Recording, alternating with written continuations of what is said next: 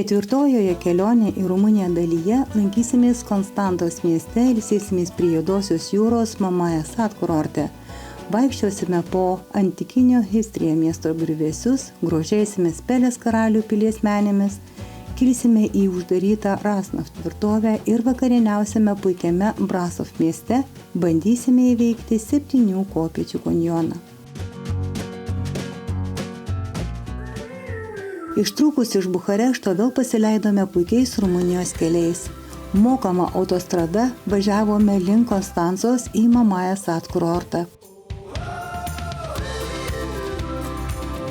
Ant Juodosios jūros kranto už 48 eurus parai išsinuomojame puikius 2 kambarių apartamentus su požeminiu parkingu automobiliui. Beje, visi šios kelionės metu nuomoti būstai buvo puikūs ir nebrangus. Netrukus jau vaikštinėjome pajūriu. Mamaja Sat naujai besikūrintis, bet jau ypač populiarus kurortas, siūlantis daugybę dieninių ir naktinių pramogų. Nors teritorija labai tankiai užstatyta daugiaaukščiais viešbučiais ir gyvenamaisiais namais, o gatvelės labai siauros, pakrantėje vis dar intensyviai vyksta statybos.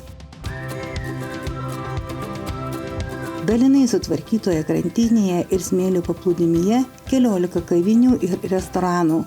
Maistas ir gėrimai brangus, kaip ir kiekviename kurorte. Rugsėjo pabaiga.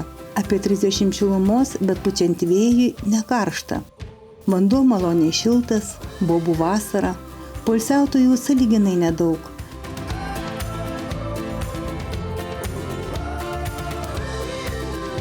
Žiūrint į tankiai apstatytą pajūrį, nesunku įsivaizduoti, kiek žmonių paplūdimyje būna per patį vasaros įkarštį.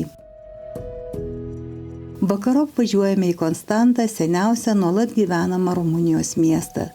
Tai modernus kurortas ir didžiausias šalies jūrų uostas turintis apie 2500 metų istoriją. Esą būtent čia Jasonas su argonautais buvo sustoję veždami rastą aukso vilną. Įkurta gotų, paskui užkariauta romėnų, Konstanta klestėjo 13 amžiuje valdant Genujos pirkliams. Vėliau užėjus turkams pradėjo nykti. Puikūs dvarai ir viešbučiai pastatyti XIX amžiaus pabaigoje karaliui Karoliui nusprendus atgaivinti uostą ir kurortą.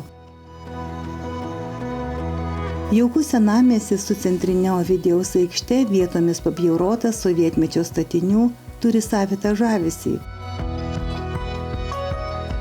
Gausu įvairių skirtingus miesto laikmečius nuo akmens amžiaus iki šių dienų menančių ženklų, istorinių paminklų ir archeologinių lobių. Įsprausta tarp šiuolaikinių stiklainių didžioji mečetė statyta 20 amžiuje svetingai atidarė duris turistams. Skirtingai nei kitose iki šiol lankytose mečetėse nereikėjo nei nusiauti batų, nei moterims dengti galvų. Tai pati pirmoji mečetė, kur mums buvo leista užkopti į minaretą. Iš koro Konstantos miestą galėjome pamatyti iš viršaus. Nepaprastas ir neišdildomas įspūdis. Konstanta šiandien vienas didžiausių Rumunijos miestų ir svarbus kultūros bei ekonomikos centras, turintis 30 km Juodosios jūros paplūdimio ir 14 į jo sudėtį įeinančių miestelių, yra moderniausias kurortas Rumunijos pakrantėje. Sutemams gaubiant uostamiestį, nepaprastai smagu pasivaikščioti po miesto istoriją pasakojančių senųjų pastatų griuvėsius. Iki šiol tebestovi pirminio Tomi miesto liekanos. Netoliese matėme romėnų viešųjų pirčių ir akvedukų liekanas. Pakrantę einant toliau iš viršaus išvydome Konstantos jūrų uosto vartus bei patį uostą. Viešnagė Konstantoje baigėsi skania vakarienė jaukioje kavinėje. Kitos dienos rytmetį praleidus paplūdimyje, po pietų važiavome apžiūrėti senovės graikų miesto į Histriją liekanų. Nuo Mamaja Sat kurorto nutolusiai vos už 40 km.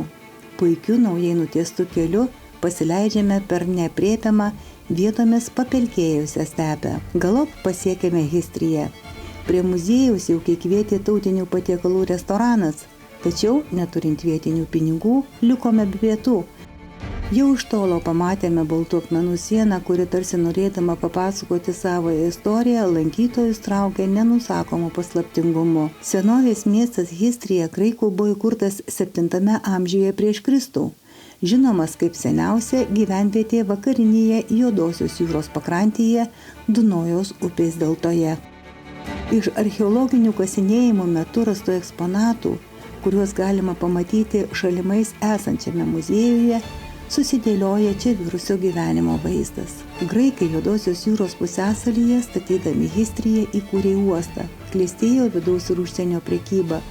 Tai rodo rasti įvairūs keramikos dirbiniai, monetos, dekoratyviniai daiktai, daug amforų ir jų fragmentų. Ankstyviausia žinoma valiuta šiandieninėje Rumunijos teritorijoje buvo 8 gramų sidabrinė drachma, kurią miestas išleido maždaug 480 metų prieš Kristų. Dėl derlingos dirbamos žemės, amatų prekybos ir žvejybos miestas buvo nepaprastai turtingas. Statytos prašmatnios šventyklos su kolonomis, puošnūs visuomeniniai pastatai, viešos pirtys, išskirtiniai turtingųjų namai. Miestas nepertraukiamai egzistavo apie 14 amžių, pradedant nuo graikų, romėnų ir Vizantijos laikotarpio.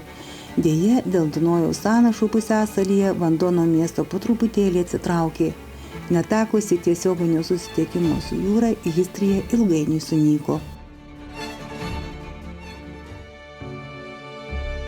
Rytmetį atsisveikinu su jūra mes vėl kelyje. Važiuojant į Rumuniją, tokių gilių įspūdžių, kuriuos teko patirti, nesitikėjome. Keliaujant po šalį drąsiai galime teigti, jog Rumunija nepelnytai nuvertinta šalis. Esama dalykų, kurie išskiria šią šalį iš kitų Europos valstybių. Daro ją tikrai originalią ir savita. Visų pirma, klaidinga tapatinti rumunus ir romus. Rumunų protėviai dakų gentys, nukariautos romėnų, verstos kalbėti lotyniškai. Ilgainiui dakijos žmonės nuo žodžio romėnai pradėjo save vadinti rumunais. Mažamoksliai, ypač sunkiomis sąlygomis išgyvenę Romai, dabar asimiliavosi. Sėsliai gyvena savo namuose, turi darbus, vaikai lanko mokyklas. Ir tik kur nekur gali išvysti tautiniais Romų kostiumais vilkinčias moteris. Pravažiavus beveik 400 km pasiekėme Sinaja miestelį. Čia 17 amžiuje buvo įkurtas Sinaja vienuolynas, nuo kurio ir kilo miesto pavadinimas. Rumunijos karalius Karolis I čia pasistatė savo vasaros rezidenciją Pelės pilį. Pelės pilis Rumunijoje pastatyta XIX amžiaus gale yra viena gražiausių ir nuostabiausių architektūrinių statinių visoje Europoje. Kiekvienas aplankęs nepaprasto grožio pilį niekada nepamirš šio žmogaus rankomis sukurto stebuklo. Šalia įmantriai dekoruoto fasado, skulptūros, fontanai ir prie jų darantys augalai tikrai verti karališkos didybės. Lankytojus pasitinka akmenimis grįstas jaukus vidinis kiemelis. Menėse apstu valdovo asmeninių daiktų. Sienos gausiai dengtos raižiniais ir kilimais. Išpuoštos talentingiausių Europos menininkų darbais, senovinių ginklų kolekcijomis.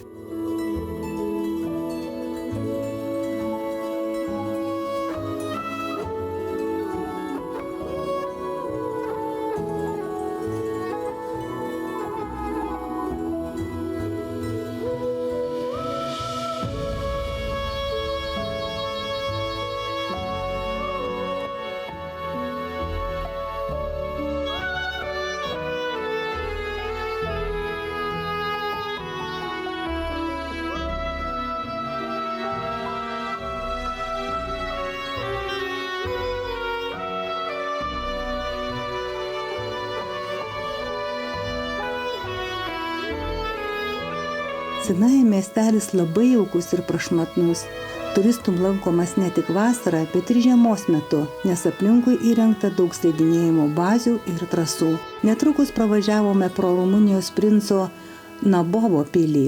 Tačiau nutarus, jog pilių lankymo šiai dienai pakaks, joje nesustojom. O be reikalo, kaip vėliau paaiškėjo, ten buvo ką pamatyti.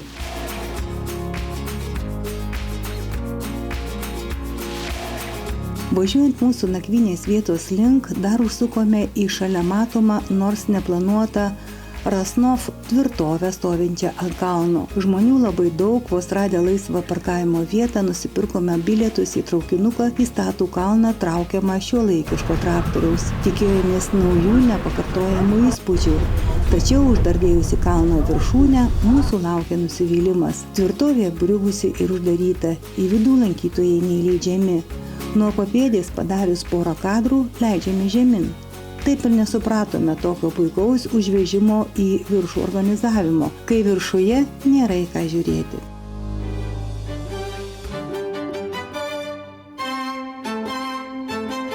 Po sunkios dienos pagaliau pasiekėme Brasov miestą. Apsistojus jaukiuose apartamentuose patraukėme į miesto centrą esantį už puskilometrio.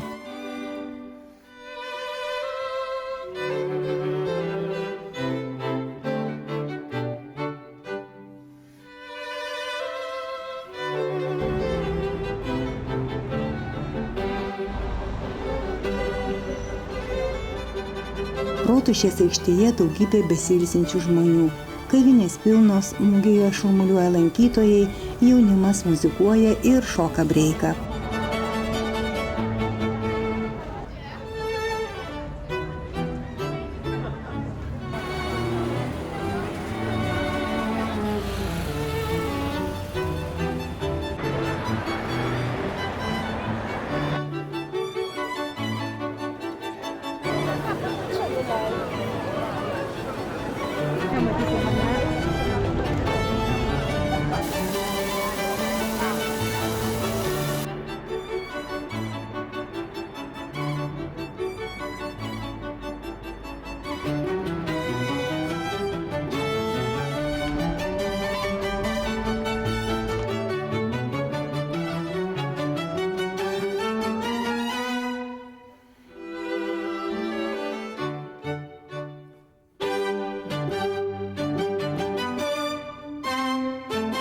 Apžiūrėję senamiestį sukame į šalutinę gatvelę, pilną restoranų ir kavinių. Laukė labai skani ir soti vakarienė.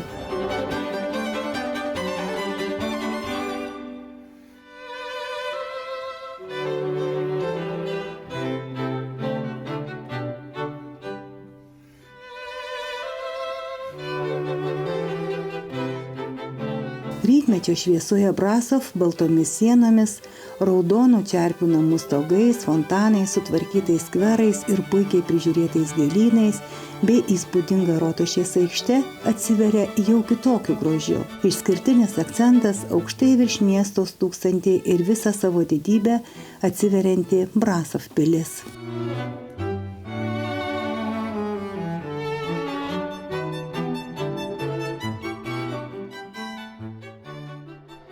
Visai šalia Brasov miesto yra dar viena lankytina vieta.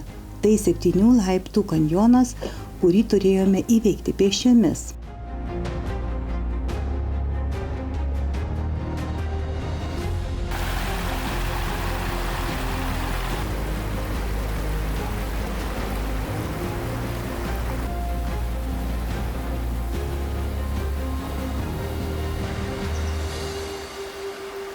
Laukinė gamta vingiuojanti 10 km haikinimo trasa, šalia kalnų tarpeklio kylanti į viršų, paskui besileidžianti žemyn, vidutinio sudėtingumo. Nepaprasto gamtos grožio užburti netrukus priėjome kaskadas.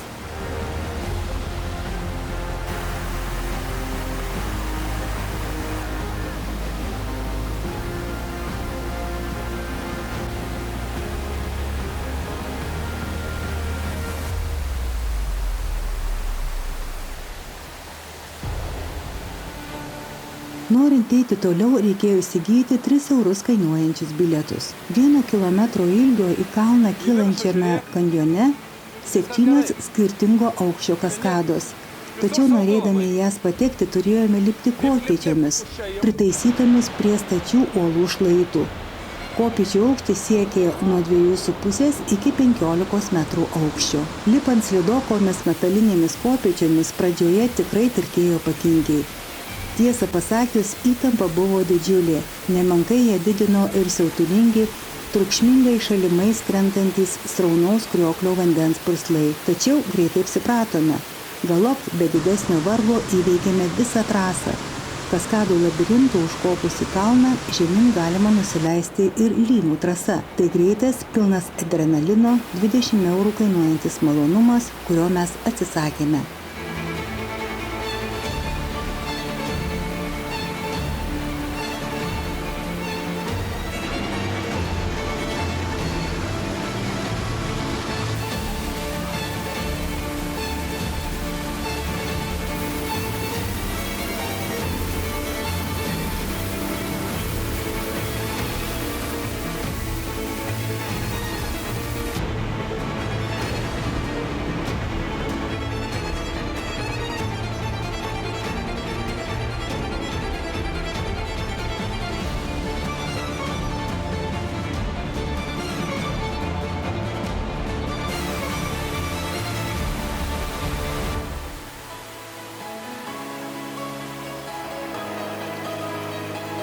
Taip vadinamą 7 laiptų kanjoną tikrai verta aplankyti. Tai vienas iš įspūdingesnių mūsų lankytų kanjonų Europoje. Jei patiko šis video, prašome paspausti nykštį į viršų ir tapti mūsų kanalo prenumeratoriais. Kitoje ir paskutinėje mūsų kelionės po Rumuniją dalyje matysite Drakulos pilį. Vaikščiosime po Sigihšuaros miestą, lankysimės Bertan bažnyčioje tvirtovėje, leisimės į Salina Turdo druskos kasyklos gelmes, ilsėsimės tikroje rumuniškoje kaimo sodyboje, stebėsimės Bisericos medinės bažnyčios aukščiu ir žavėsimės rumunišką išmonę bei jumoru Sapantos linksmosiose kapinėse.